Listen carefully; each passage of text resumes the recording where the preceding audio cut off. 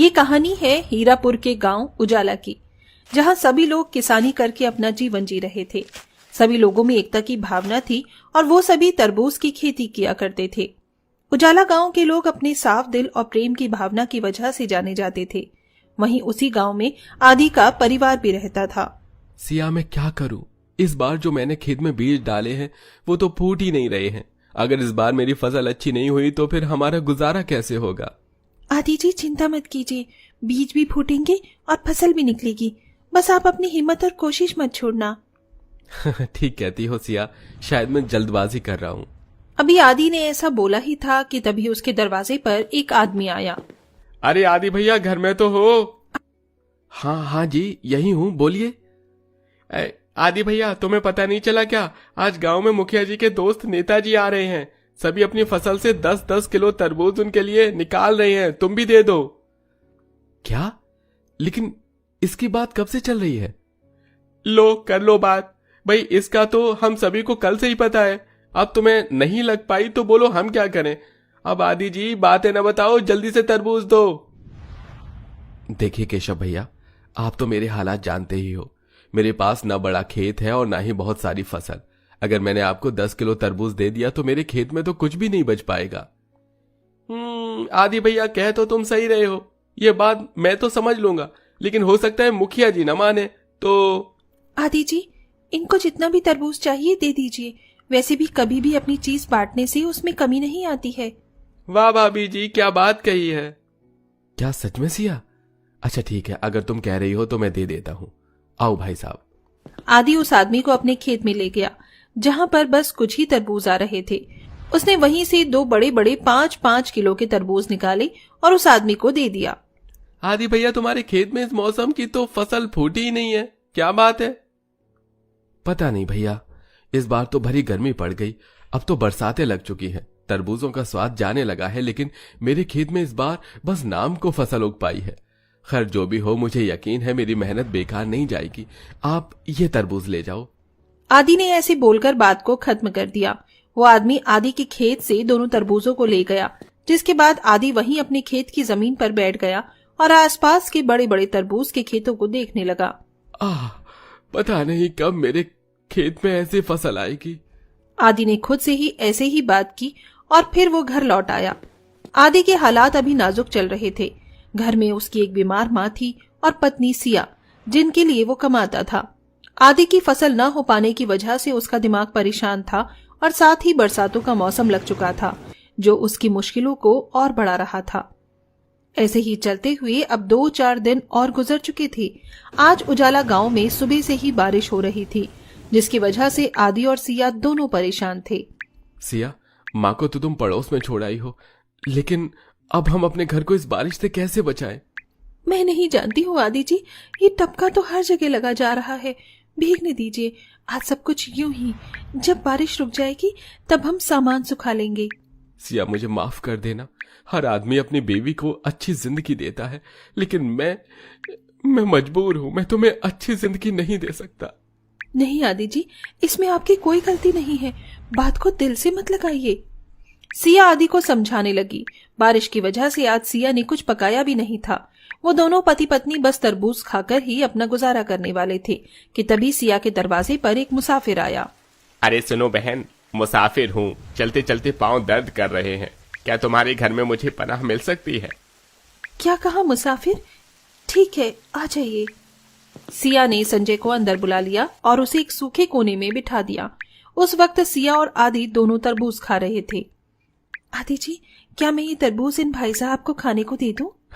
घर आए मेहमान को भूखा नहीं भगाया जाता। जो हमारे नसीब का था वो हमने खा लिया। आदि की बात सुनकर सिया ने संजय को अपने हिस्से का तरबूज खाने को दिया। संजय काफी भूखा था। उसने तरबूज को खाया और कुछ देर आराम करके वो फिर से अपने सफर पर निकल गया। बारिश अभी भी हो रही थी। ये बारिश आज सुबह से ही एक जैसी हुई जा रही है। इतना पानी तो किसी के भी खेत के लिए अच्छा नहीं है। हे भगवान, अब बस अपनी इस धारा को रोक भी दे। आदि काफी चिंता में था, क्योंकि उसकी फसल बहुत कम हुई थी, लेकिन किस्मत को तो कुछ और ही मंजूर था। लगातार सुबह से रात तक एक जैसी ही बारिश बरसती रही। रात से फिर सुबह आ गई, लेकिन बारिश नहीं रुकी। अब गांव वाले चिंता में आ गए थे कि सुनो गांव वालों, मौसम का हाल देखते हुए लगता है कि ये बारिश आसानी से नहीं रुकेगी, तो तुम सभी अपने मकान खाली कर दो और किसी सुरक्षित जगह पर चलो, क्योंकि इस लगातार बारिश से नदी भरने वाली है और बांध भी कमजोर पड़ रहा है। ऐसे में अगर उनमें थोड़ा सा और पानी मिला तो हमारे लिए दिक्कत हो जाएगी। मुखिया की बात सुनकर सभी गांव वाले सतर्क हो गए और उन सभी ने तभी गांव को छोड़ने का मन बना लिया। जो लोग रईस थे वो सभी अपनी गाड़ियों में शहर को निकल गए, लेकिन गांव के गरीब लोग गांव में ही रह गए। लगातार बारिश की वजह से नदी भर गई और पानी के तेज बहाव से बांध भी टूट गया और सारे गांव में बाढ़ आ गई। अरे नहीं, ये सब क्या हो गया? गांव में तो बाढ़ आने लगी है। सिया, माँ जल्दी चलो, हमें गांव के ऊंचे इलाके में जाना होगा। आदि अपनी बीमार माँ और पत्नी को लेकर बाहर आ गया, लेकिन अब बहुत देर हो चुकी थी। पानी धीरे धीरे सारे गांव में फैल रहा था और उनका वहां से बचकर निकलना बहुत मुश्किल था। अरे नहीं, लगता है अब बहुत देर हो गई है। माँ, सिया, मुझे माफ करना। आदि अपनी हिम्मत को हार रहा था कि तभी सिया ने उसे कुछ दिखाया। आदि जी, वो देखिए, ये कैसे हो सकता है? हमारा खेत। सिया की बात सुनकर आदि ने भी अपने खेत की तरफ को देखा। सारा गांव तो डूब रहा था, लेकिन आदि का खेत बचा हुआ था। ये कैसे हो सकता है? अभी ये सब सोचने का वक्त नहीं है, जल्दी से खेत में ही चलते हैं, वहाँ हम बच जाएंगे। सिया की बात सुनकर आदि जल्दी से अपनी माँ और अपनी पत्नी के साथ अपने खेत में ही आ गया। जब गांव के बाकी लोगों ने आदि की जमीन को बारिश के पानी से बचा हुआ देखा तो वो भी वहीं आ गए। कोई नहीं समझ पा रहा था कि इस सब का क्या मतलब है। अरे भाई, इस जमीन पर पानी क्यों नहीं आ रहा है? क्या पता भैया, शायद ऊपर वाला हमें बचाना चाहता है, इसीलिए ये हो रहा है। तभी आदि ने ऐसे बोला ही था कि उसकी जमीन हिलने लगी और जिस आदि के खेत में कब से फसल नहीं फूटी थी, वहां से बड़े बड़े तरबूज निकलने लगे। सभी ये देखकर चौंक गए कि तभी उन्हें एक आवाज आई। गांव वालों, घबराओ नहीं, ये खेत मैंने तुम्हारी ईमानदारी और साफ दिल की वजह से जादुई कर दिया है। जिन तरबूजों को बेचकर तुम्हारा गुजारा होता था, अब उन्हीं के जरिए तुम जाने जाओगे। ये तरबूज जादुई है, इनके ऊपर हाथ रखकर तुम जो मांगोगे वो मिलेगा, और एक वरदान मैं तुम्हें खुद देता हूँ। जैसे ही ये आकाशवाणी पूरी हुई, सारा पानी उतर गया और पूरे गांव की जमीन तरबूज के छिलके जैसे हो गई।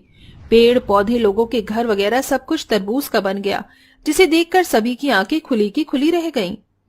क्या बात है? आदि ने जाकर अपने घर को छुआ। सभी अपने गांव को देख रहे थे, वहाँ सब कुछ तरबूज का बना हुआ था। आदि का परिवार अपने घर में आया तो देखा कि घर के अंदर भी सब कुछ तरबूज का ही है।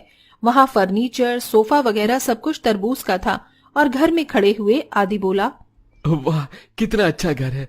काश के यहाँ खाने को भी कुछ अच्छा सा होता। आदि के ऐसे बोलते ही उसके सामने एक थाली आ गई जिसमें स्वादिष्ट खाना था। शायद ये घर भी जादुई है। सिया ने ऐसे बोलकर वहां की अलमारी को खोलकर देखा तो वहां पर भी तरबूज के ही कपड़े थे।